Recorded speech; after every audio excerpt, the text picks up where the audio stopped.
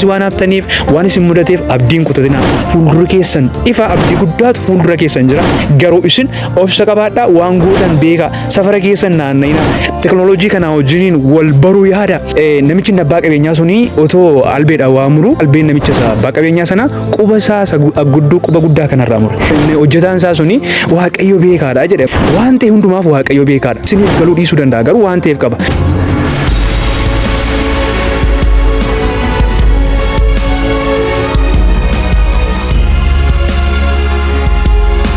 Ashama akkam jirtu jaallatamuuf kabajamoo hordoftoota kiyya guyyaa irraa waan adda ta'e tokko isiniif qabadhee dhufee keessattuu barattoonni interaansiin isin hambise dhaamsa guddaa tokkoon isiniif qabadhee dhufee jechuudha. Dhaamsaan guyyaa irraa isiniif qabadhee dhufee jireenya keessan irratti xiqqaatu dhiibbaa takka ni geggeessa yaada. Chaanalii kiyya kanaaf immoo haaraa yoo taatan subscribe gochuun akkasumallee yaada keessan koomentii keessatti naaf qooduu hin dagatina. Kanaaf dhaamsan isiniif qabu inni guddaaf olaanaan namni maaliif barata? Bu'aan barachuu maali? Barattanii hoo maal taatu?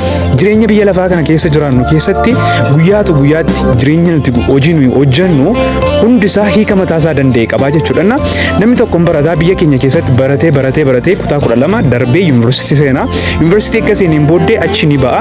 Achi bahee yookiis miindeeffamee miindaa qabatee miindaa saniin faayinaanshaal firiidamii argachuudhaaf akkuma argitan immoo wanni biyya lafaa kanatti yookiis akka biyya keenyaatti sadarkaa biyya keenya Itoophiyaatti wanni argamaa jiru waanuma beektanii jechuudha. Namni kamuu hojjetaa mootummaa ta'ee iddoo ga'u tokko hin qabu jechuudha.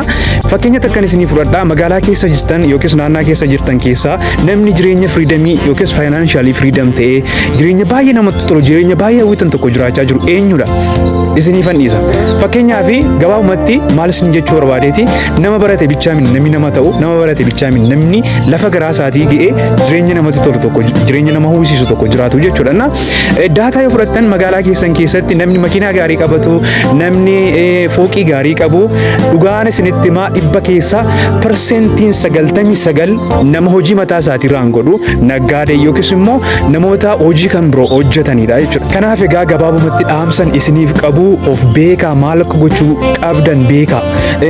Jireenyi biyya lafaa kuni bara baraan hin jiraannu bor hin duuna hundumti keenyayyuu namni kam inni qabeenya qabu inni qabeenya hin qabne inni hiyyeessi inni sooressi inni bareedaa inni fokkisaa hundumti keenya kan nu eeggatu biyya lafaa kanarratti inni duuna jechuudha. Kana beekuu qabdu bara baraan hin jiraannu. Jireenya nuti amma jiraachaa jirru kuniyyuu umurii nuuf kennamte waggaa 60-70 sanarraa fayyadamaa jirra. Ammumayyuu teessanii viidiyoo kana gaafa daawwachaa jirtan akkasumallee anillee isiniif yaada kana isiniif qoodaa yeroon jirutti yeroo naaf kennamte sanirraa akkam fayyadamaa jiru yeroo isiniif kennamte sanirraa akka fayyadamaa jirtan beekuu qabdu. Kanaaf egaa maal isin jechuu barbaadeeti yuunivarsiitii haftan isin hambise it is okay waan ta'uu danda'udha waan ta'aa turedha. Kun jireenya keessan faayinaalii jireenya keessanii mini jireenya guddaa isin eeggata. Maatii keessaniif biyya keessaniif naannaa keessaniin amma namni isin expect godhu caalaatti influence guddaa tokko geggeessuu dandeessu jechuudha.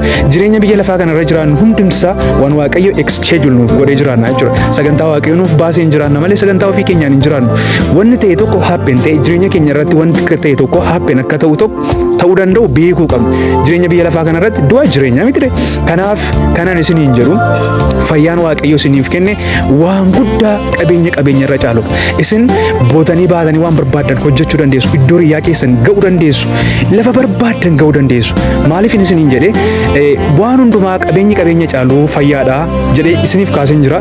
Fayyaan jechuun nama fayyaa hin qabnetu waa'een fayyaa maalummaan fayyaa galaa fi tarii waaqayyoon gaddisiisuu dandeessu. Waaqayyo maaf akkana godhee maafiti interaansii haftanii amma kun jireenya keessan keessatti waan xiqqaa hiika xiqqaa kan qabdudha jechuudha. Interaansii waan haftaniif waaqayyoon gaddisiisuu hin qabdan. Interaansii waan haftaniif jireenya keessanitti of qeephoo hin qabdanii maal isin gochuu qabdan takka isinitti hima. Gidduutti waan takka isiniif qodaa sooshaal miidiyaa irraa otoo hin dubbisuun waan takka tan argee feesbuukii irraa yeroo ta'e tokko maal jedha namichatu yeroo hundumaa waaqayyo beekaadha jedha. Maal isin jechuu barbaadanii waan ta'e hundumaaf waaqayyo beekaadha. Waan ta'eef qabaa jechuudha. Isiniif galuu dhiisuu danda'a garuu waan ta'eef qaba. Innaa namichi suni namicha abbaa qabeenyaa tokko jira hojjetaa wayii qaba. Abbaan qabeenyaa suni hojjetaan isaa suni yeroo hundumaa waaqayyo beekaadha jedha. Inni abbaan qabeenyaa suni immoo maal jedha waaqayyo beekaa osoo ta'ee ati koo anaaf garba taatee naaf hojjetaa jirta. Ani immoo abbaa qabeenyaadha. Inni jireenyi natti tolee jiraachaa jiru aniyyuu waaqayyo beekaadha hin jenne akkamitti jettaa jedheetuti namicha isa hojjetaa isaa sanaan akkas jedha jechuudha yeroo hundumaa inni abbaa qabeenyaa suni jechuudha. Innaa gaaf takka namicha abbaa qabeenyaa kuni Adamoo adamsu biyya iddoo wayii deemaniitu bosona wayii keessa deemaniitu Adamoo adamsu. Innaa Adamoo yeroo hundumaa adamsu hojjetaa isaa kanaa jin. Innaa gaaf takka namichi abbaa qabeenyaa suni otoo albeedhaan waa muru albeen namicha isaa abbaa qabeenyaa sana quba isaa quba guddaa kanarraa mure. Innaa namichi hojjetaan isaa suni Waaqayyo beekaadha jedhe ammas akkamitti akkas jettaa naan balleessitee ofiin jiraachuu barbaadde ammiidhamee dhiigu kootu dhangala'u qaami koo hir'ate Waaqayyo beekaadha jechaa jirta ammallee akkas naan jechaa jirta ati jiraachuu koo barbaadaa hin jirtu jedhee namicha kana reebsisee gara mana hidhaatti galche. Namicha isa kam? Namicha isa hojjetaa isaa sana jechuudha. Namichi hojjetaa isaa sun ammas ameen jedhee waan isa mudate ameen jedhee fudhatee Waaqayyo beekaadha jedhe. Ishi ansi reebee si miidhee mana hidhaatti si galchee ammallee Waaqayyo beekaadha akkamiin jettaa? Isti maalumarra dhaabbatteeti jedheetuti abbaan qabeenyaa suni namicha kanaaf gaaffii dhiyeessa. Ammayyuu Waaqayyo beekaadha jedha. Inni kam? Inni hojjetaan isaa sun. Inni egaa amaleeffatee akkuma mala isaatii abbaa qabeenyaa gara bosona sanaa Adamoo adamsuu deema. Gaafa Adamoo adamsuu deemu zariin wayiin jiru kan waggaa waggaanii nama caakkaa sana keessa dhufu qabanii waaqa tolfamaa isaanii faarsaa dhiyeessan wayitu jiru. Innaa akka tasaa namicha argatanii abbaa qabeenyaa qabatanii waaqa tolfamaa isaaniif aarsaa dhiyeessuuf namicha fudhatanii sokkan. Namicha fudhatanii sokkanii aarsaa dhiyeessuuf namicha qalanii gubanii waaqa tolfamaa isaaniif aarsaa dhiyeessuuf gaafa jedhani namichi qubisaa irraa citaadha. Qubisaa inni kun irraa citaadha jechuudha. Akka seera isaaniitti immoo namni aarsaa ta'u waaqa tolfamaa isaanii fi nama qaama guutuu ta'uu qaba.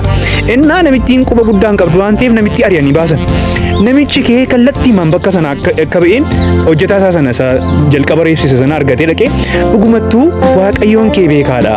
Gaafa sana inni quba koo muruunsaa har'a morma koo cituu fi qaama koo gubachuu na oolchee beekaadhaaf golee Waaqayyo dhugumaan Waaqayyoon kee beekaadha. Gaafa sana osoo beekuu godhe naaf hin galle malee jedhee namichi siif immoo akkamitti Waaqayyoon kee beekaa sii ta'e anaafoo Waaqayyo beekeetu wanta kana oolchuuf quba koo kana gaafa sana narraa mure siif immoo akkamiin beekaa ta'e Waaqni kee jedhee gaafa inni gaafatu kana namoo deemu anaaf sii jarri sun osoo dhufte anaaf siin qabatti siin qubi kee citaadha ati sababa qubi kee citaa ta'ee fi in oolta turte garuu an qaami koo guutuu waan ta'eef anatu aarsaa ta'a turee fi Waaqayyo anaanii akka reebdee mana hidhaatti na galchite wanna kana jalaa na baastuuf akkasittiin haala mijeesse Waaqayyo beekaadha jedheetuti namicha sanaaf deebisaa jechuudha. Kanarraa maal barannaa Waaqayyo waan godhe hundumaattuu beekaadha. Kanaaf jireenyi keessan eger borii egereen keessan Waaqarra akka jira. Jireenyi carraadha waan Waaqayyo jedhee jira. Jireenyi carraadha yeroo isin jedhu waan Waaqayyo jedhee jiraanna jechuudha. Amma biyya lafaa kanarratti akka yaadnetti akka karoorsinetti jiraannu osoo hin taane akka Waaqayyo nu akeekee fi akka Waaqayyo nuuf karoorsetti jiraanna jechuudha.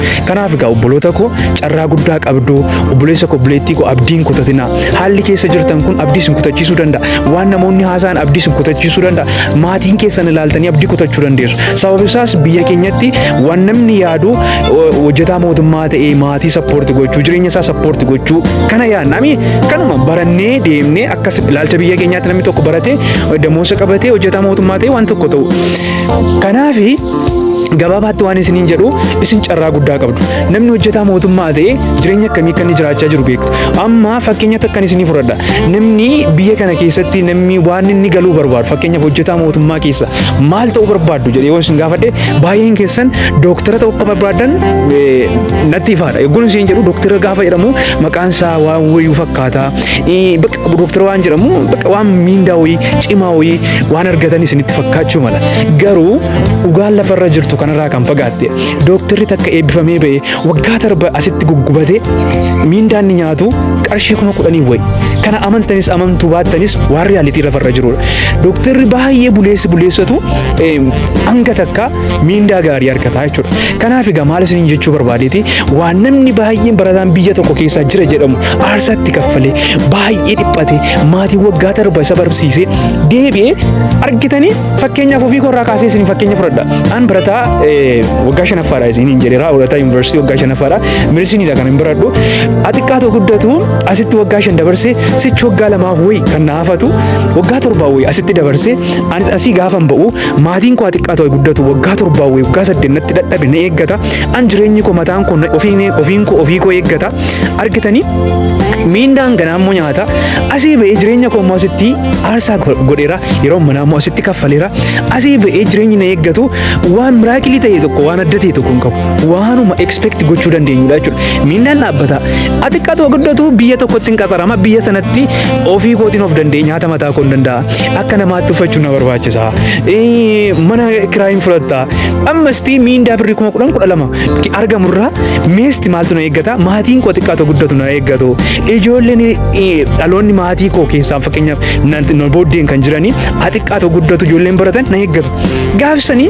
gaafan yaadu maalitti adeema waan argamaadha waan beekamaadha jechuudha kanaaf yoo jabaattanii hojjettan yoo obsa qabaattanii opportunity hedduutu jira social media platformii adda addaa website adda addaan kallattiin itti maallaqa hojjetan hedduutu jira amma social media YouTubein TikTokin baay'ee kan nu biratti beekame waggaa 5 asitti meestii TikTokeroonni jireenya isaan jiraachaa jiran YouTuberoonni jireenya isaan jiraachaa jiran isiniifuu ifaadha isinii ibsuu hin barbaachisu kanaaf waan gochuu beektan waan gochuu qabdan itti yaada Enterance waan haftaniif waan isin mudateef abdiin kutatina abdii guddaa fuuldura keessan ifa abdii guddaatu fuuldura keessan jira garuu isin obsa qabaadhaa waan gootan beeka safara keessan naanna'ina teknooloojii kana wajjiniin wal baruu yaada addunyaan kun fagaatte namni as taa'ee biyya alaatti qaxaramee hojjetaa jira obboloota ko sooshaal miidiyaa kanarraa guyyaatti tiiktookii scroll gochaa oolu yookiis immoo yuutuubii irra seentanii broadkaastii namaa yookiis immoo waama namni akkasumattiin waan nama bohaarsu